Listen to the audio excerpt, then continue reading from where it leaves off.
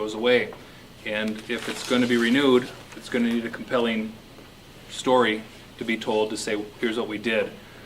And part of that, an important part of that story is, all right, for every dollar that came into this from our sales tax, what did it do for attracting federal farm bill dollars? What did it attract from landowner contributions or from other local dollars? And I think what we're going to see in 25 years is that the leveraging was pretty valuable.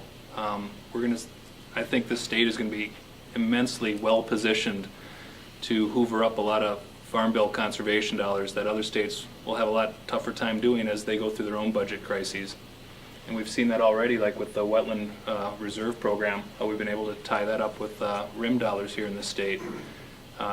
Federal NRCS is sending more and more money to the state for that purpose because they can't bind up those dollars in other states right now.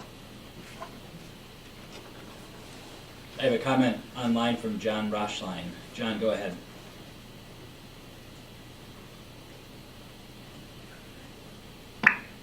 There, can you hear me now? Yep, now we can hear you. Thanks. All right, in the Red River Valley, watershed districts are working on larger scale multi-purpose projects with flood damage reduction and natural resource enhancements being incorporated into the same projects. I'd like to suggest that some of this dedicated funding be provided to fund those NRE features of these projects that we do out here, since that's probably the hardest type of money to come by when we're putting these projects together and trying to strike that balance. I'd even like to suggest going as far as having an amount dedicated to the organization that we call the Flood Damage Reduction Work Group to be distributed by them. They're the group that monitor our mediation agreement out here, which dictates we try to strike this balance. And I think they've got a fairly good process set up for distribution of that funding and an accountability process as well. Thank you. TMDL studies on our own dime right now. We're going to be at a point in our district where we've got, anywhere from 3 to 5 active TMDL implementation programs going on. And I expect that we'll have to, or we've been thinking about submitting grants for all that implementation. The fact is that's going to drain a lot of local agencies. I mean, I've got staff, but a lot of people don't have my staff. And I'm thinking that there might be a better way, at least think about a better way, that if you have an approved TMDL, it's gone through the approval process, EPA, PCA, there should be some kind of streamlined process, I think, rather than competing as we have with cost share grants and 319 grants and whatever, that there ought to be some type of more expedited procedure.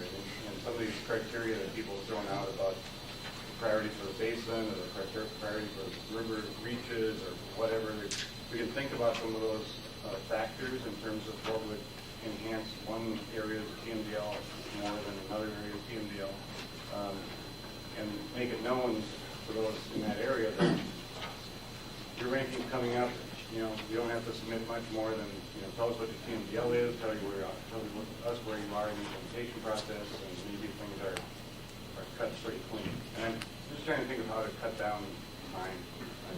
It's very onerous in some places, some cases to submit permit applications.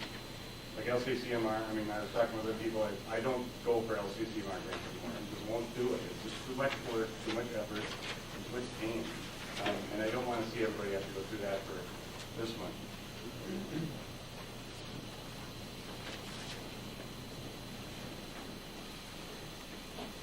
Thank you. Jay Rich, Washington Conservation District.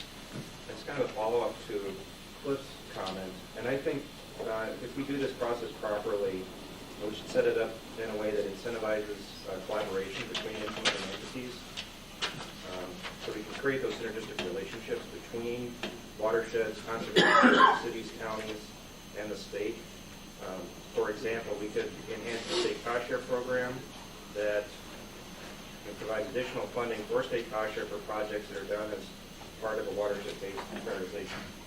So if we have a priority within a watershed, you can get a larger amount for state cost share. Very efficient process, and it goes right through to the ground.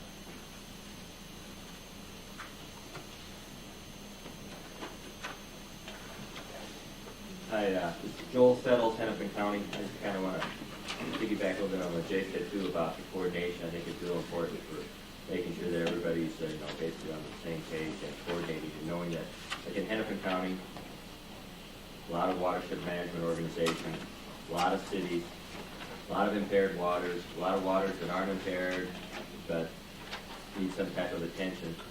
I do think it's important to follow up and really make sure that what's coming forward to Bowser or whoever's going to be reviewing it. I also like Randy's idea about having a panel so it's not all state agency staff on the application process.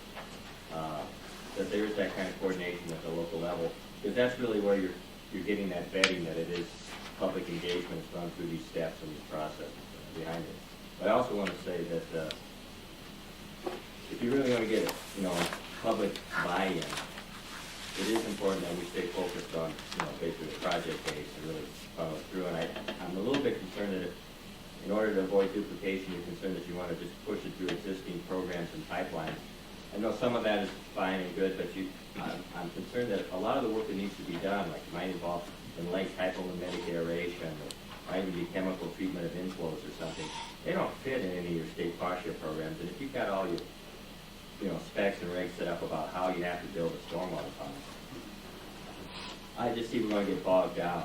And so, while I understand the stress on using existing programs, and I'm not saying not to, allocate a certain percentage, you really got to be out there with that program that's going to address the projects and applications that you're going to see coming out of metro areas, which are going to be different than the typical ones. And it goes back to the process. Most of the funding is going to be raised through sales tax out of the Twin Cities. And we know that's the economic engine that's going to fund this for getting the work done that needs to be done out of state.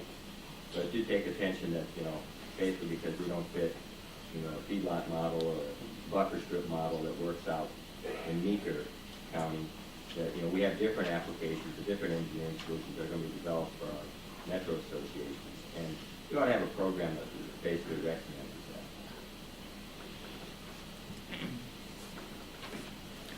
that. Someone, on that point, this is too simple, but it's sort of the idea. We need I call it a but-for sign. But for this new money that you, the citizens, have agreed to contribute to a future in Minnesota that has clean water and conservation, this would not have been possible. I mean, it's that kind of a message that we need to be able to identify with this work. And then, we'll figure out how to get the, whatever channels it takes, through grant procedures, and streamlining is obviously an important part of that. Accountability is an important part of that. We've heard that, but that's the kind of thing that we have to be able to show the citizens, because they're the ones that have stepped up and deserve that kind of, I guess, quid pro quo, right? They provided the funding. Here's the results. Chris Florida, Anoka Conservation District. Following up on your but-for comment, this is also the state's opportunity to do those big projects.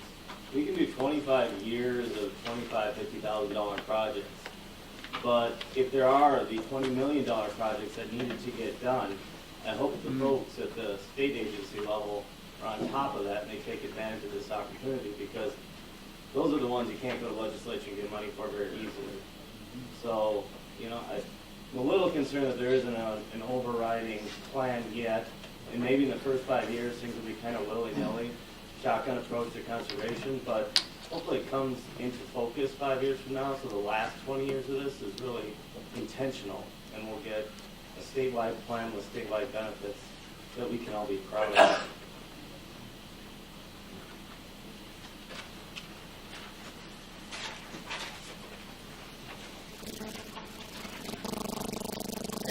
City of Minneapolis. Another follow-up on the but-for comment. I've been listening to lots of talks about existing programs and existing funnels and existing plans. And earlier I heard talk about criteria established in the act that be new and not supplanting something else. I think there should be some clarity somewhere as to what the difference is. TMDL project, does it qualify for this money because it's an old program, or does it qualify for this program because it was just discovered sometime